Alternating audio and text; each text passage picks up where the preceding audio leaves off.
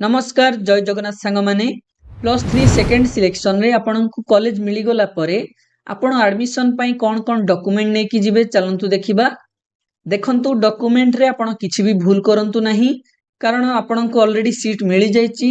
तो आपण जदि डॉक्यूमेंट रे किछि भूल करूचंती ताहले आपनकर एडमिशन हेई परिबनी। देखंतु डॉक्यूमेंट रे आपण किछि भी भूल करंतु नाही।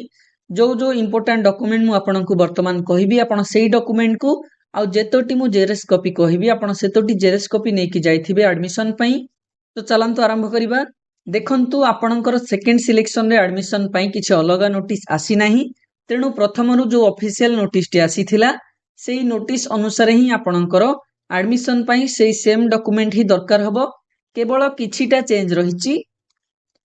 तो चलंतु आरंभ करिबा। प्रथमे होची आपणकर कॉमन एप्लीकेशन फॉर्म। देखंतु कॉमन एप्लीकेशन फॉर्म कोटा आपण +3 अप्लाई कला बेले जोटा प्रथमे कॉमन एप्लीकेशन फॉर्म अप्लाई करिथिले सेही कॉमन एप्लीकेशन फॉर्म रो आपण दीटा कॉपी नेकी जाइथिबे।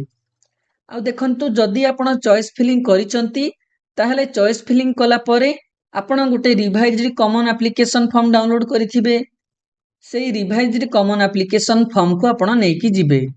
आ देखंतु कॉमन एप्लीकेशन फॉर्म आपणकर साधारणतः 2 रु 3 पेज हेइथाय।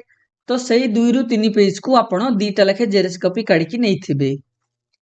तापरे होची आपणकर इंटीमेशन लेटर। आपणकु जो कॉलेज रे वर्तमान सिलेक्शन हेची आपण सेही इंटीमेशन लेटर टाकू डाउनलोड करि देबे एवं तार दीटा जेरेस कॉपी आपण नेकी जाइथिबे। तापरे होची आपणकर ओरिजिनल हाई स्कूल सर्टिफिकेट। आपणकर एचएससी हो, सीबीएसई हो, आईसीएसई किंबा को अलगा बोर्ड रो ओरिजिनल हाई स्कूल सर्टिफिकेट को आपण नेकी जिबे। ता सहित तार 3टा जेरेस कॉपी नेइथिबे। तापर डॉक्यूमेंट हैला ओरिजिनल हायर सेकेंडरी सर्टिफिकेट माने आपणकर +2 सर्टिफिकेट। जदि आपणकर +2 रे मार्कशीट गोटे अछि, सर्टिफिकेट गोटे अछि, ताहले आपण दीटी जे ओरिजिनल नेबे एवं तार 3टा लाखे जेरेक्स नेइथिबे। तापरे नेक्स्ट डॉक्यूमेंट होची आपणकर original ST SC SCBC certificate माने आपणकर कास्ट बा जाति सर्टिफिकेट।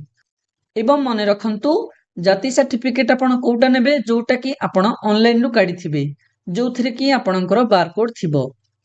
आ देखंतु जदि आपणक पाखरे वर्तमान जाति सर्टिफिकेट टी नाही ताहले आपण जल्दी ऑनलाइन रे अप्लाई करि दियंतु एवं जो रेफरेंस स्लिप टी बाहरिबो से रेफरेंस स्लिप टार आपण दीटा जेरेस कॉपी नेकी जाई परिबे। एवं कॉलेज एडमिशन बेले आपण जाति सर्टिफिकेट पई अंडरटेकिंग देकी एडमिशन करि परिबे। आ जदि आपणक पाखरे अछि जाति सर्टिफिकेट ताहले आपण तार दीटा जेरेस कॉपी नेकी जाइथांतु। तापर डॉक्यूमेंट हैला ओरिजिनल कॉलेज लिविंग सर्टिफिकेट। देखंतु आपणकु +2 रु जो कॉलेज लिविंग सर्टिफिकेट टी मिलिथिला आपण सेही कॉलेज लिविंग सर्टिफिकेट टाको एडमिशन पई नेकी जिबे। ता सहित तार दीटा जेरेस कॉपी। आ देखंतु जो माने भी फर्स्ट सिलेक्शन रे ऑलरेडी एडमिशन करि सारिथिले किंतु चॉइस फिलिंग कला परे सेमानंकु पुणी थरे सेकेंड सिलेक्शन रे को अलगा कॉलेज रे मिलिची ताहले से माने ऑनलाइन रे इंटीमेशन लेटर डाउनलोड कला बेले आपणकु गोटे कॉलेज लिविंग सर्टिफिकेट भी डाउनलोड करिथिबे। सेही ऑनलाइन रु मिलिथिबा कॉलेज लिविंग सर्टिफिकेट को भी आपण नेकी जिबे कारण सेही ऑनलाइन रु बाहर थिबा कॉलेज लिविंग सर्टिफिकेट टी आपणक पई मैंडेटरी। तापरे नेक्स्ट डॉक्यूमेंट होची आपणकर ओरिजिनल रेसिडेंट सर्टिफिकेट बा इनकम सर्टिफिकेट।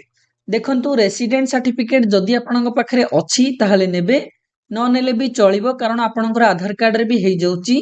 तो जदि रेसिडेंट सर्टिफिकेट अछि आपण नेबे, नहले आपण आधार कार्ड को नेकी जिबे एवं तार दीटा जेरेस कॉपी नेथिबे। तापरे नेक्स्ट डॉक्यूमेंट होची आपणकर इनकम सर्टिफिकेट। आपण इनकम सर्टिफिकेट को निश्चय भाबरे नेकी जाइथांतु कारण आपणकर स्कॉलरशिप अप्लाई करिवा पई इनकम सर्टिफिकेट टी निहाती भाबरे दरकार होइथाय कॉलेज रे एडमिशन बेले वेरिफिकेशन करिवा पई। तापरे नेक्स्ट डॉक्यूमेंट होची original PWD certificate containing barcode माने आपणकर हैंडीकैप्ड सर्टिफिकेट जो थिरे कि बारकोड थिबो। आपण निजर ओरिजिनल हैंडीकैप्ड सर्टिफिकेट को नेकी जिबे ता सहित तार दीटा जेरेस कॉपी नेथिबे। तापर नेक्स्ट डॉक्यूमेंट होची आपणकर ईएसएम बा एक्स सर्विसमैन सर्टिफिकेट। जदि आपण एक्स सर्विसमैन हेतिबे +3 रे अप्लाई करथिबे ताहले एक्स सर्विसमैन सर्टिफिकेट नेबे ता सहित तार दीटा जेरेस कॉपी। आ जदि आपण एसटीपी हेतिबे माने सर्विस डिफेंस पर्सनल ताहले आपण से ओरिजिनल सर्टिफिकेट सहित तार दीटा जेरेस कॉपी नेबे। आ जदि आपण चिल्ड्रेन ऑफ मार्टिर्स हेतिबे ताहले से ओरिजिनल सर्टिफिकेट सहित आपण तार भी दीटा जेरेक्स कॉपी नै कि जिवे। आउ जदि आपण को वेटेज रे अप्लाई करिथिबे कॉमन एप्लीकेशन फॉर्म रे जेमिति कि एनसीसी हो एनएसएस हो स्पोर्ट्स हो सेही वेटेज सर्टिफिकेट भी आपण ओरिजिनल नै कि जिवे ता सहित तार दीटा जेरेक्स कॉपी। तापरे गोटे इंपोर्टेंट जिनिस होची आपणकर पास फोटो।